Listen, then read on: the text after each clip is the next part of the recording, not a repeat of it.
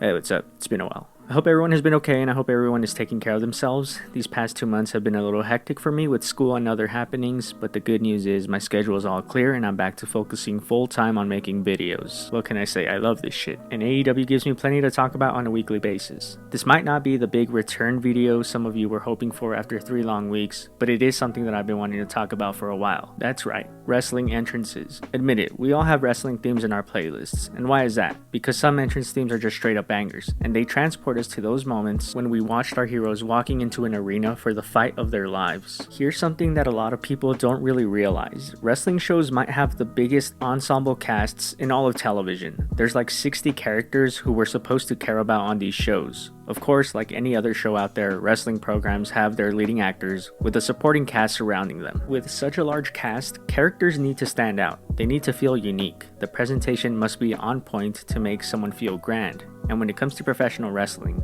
this all begins with the entrance. Music is a big part of any type of media. It conveys emotion. It basically tells you how you're supposed to feel in that very moment. For example, Danny Elfman's Spider-Man theme for the Raimi trilogy made me feel hopeful. It made me feel safe. Go ahead and laugh at me, but it's true, and it's why it's now the intro song for the channel. Music in wrestling is no different when it comes to its intent on the viewer. What emotion do you feel in that very first second of an entrance theme? Side note, here's the cold hard truth. If you don't recognize an entrance theme within the first few seconds it hits, then it probably isn't a good song. You ever noticed how the best themes have an instant recognizable sound? Steve Austin's Glass Shatter, Bret Hart's High Pitch Zoom, or even the coin drop for Kazuchika Okada? These types of songs work so well because they go hand in hand with the character they're tied to. A lot of people don't really understand that an entrance can make or break how the audience feels about a character on a wrestling show. It's exactly why jobbers don't usually get entrances, and I feel like entrance music in particular was on a decline in America, until recently.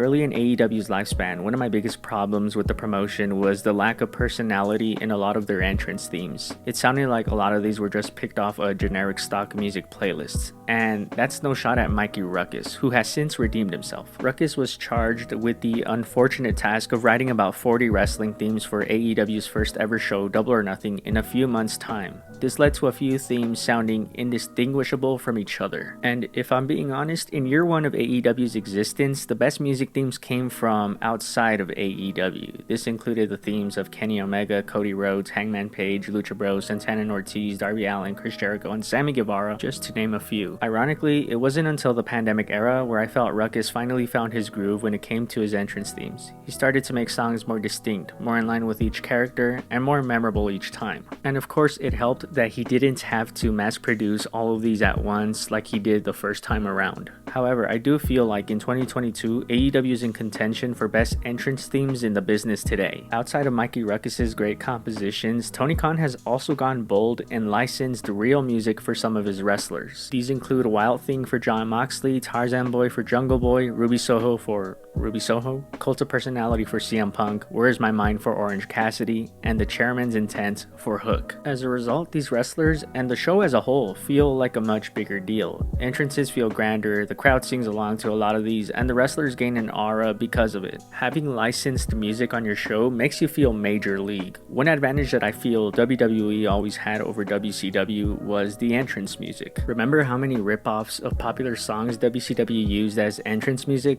That made them feel inferior in comparison to WWE, who didn't even need to license music. They had Jim Johnston writing fantastic piece after fantastic piece and making sure it was produced in a way that fit the character. WWE themes always felt bigger compared to WCW, and that's why they get the praise they do when it comes to their production. Anyways, back to AEW. Since going back on the road in summer 2021, AEW has had some amazing entrances that have elevated wrestlers to the next level. There was the iconic Hangman and Dark Order entrance at Fight for the Fallen, plus Hangman's entrance at Full Gear, CM Punk's return entrance, Jade Cargill's Revolution entrance, and most recently Thunder Rosa's hometown entrance for her cage match against Britt Baker. What AEW does better than any other promotion is give home field advantage to the hometown heroes, and that always starts with the entrances. Even MJF was presented by AEW as the biggest babyface in the world when they were in his hometown of Long Island, New York. To put it simple, an entrance is a part of the story in AEW, and this was never more evident than CM Punk's special entrance at Revolution for his dog collar match against MJF. The feud between CM Punk and MJF was a generational one. It was the old guard versus the new guard, but it told the story of a fan who felt betrayed and forgotten by his hero. This was a blood feud, which saw MJF get the better of Punk in his own hometown, which is a rarity in AEW as I just mentioned. At Revolution, CM Punk had to dig deep in order to stand a chance against Max. When Miseria Cantaré hit at Revolution,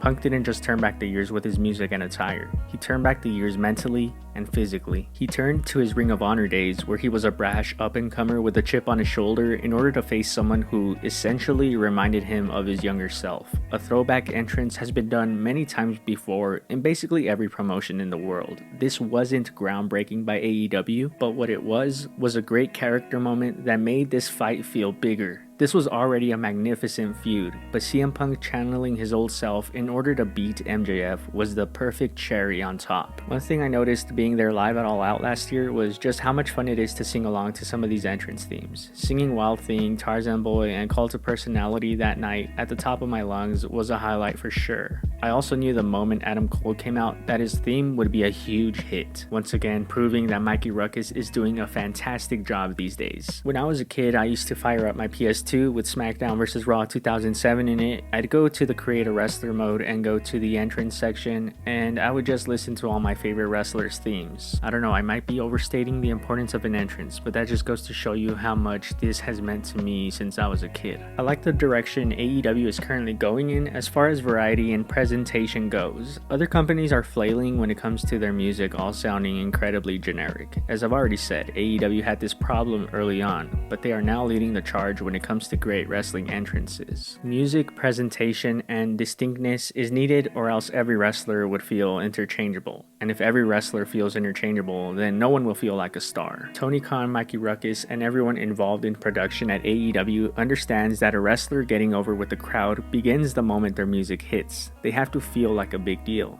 And that's why we've gotten great entrances like Hangman with the Dark Order at Fight for the Fallen, because this is the important part. The entrance might only last a few minutes, but if it's a good one, the moment will be remembered for a lifetime.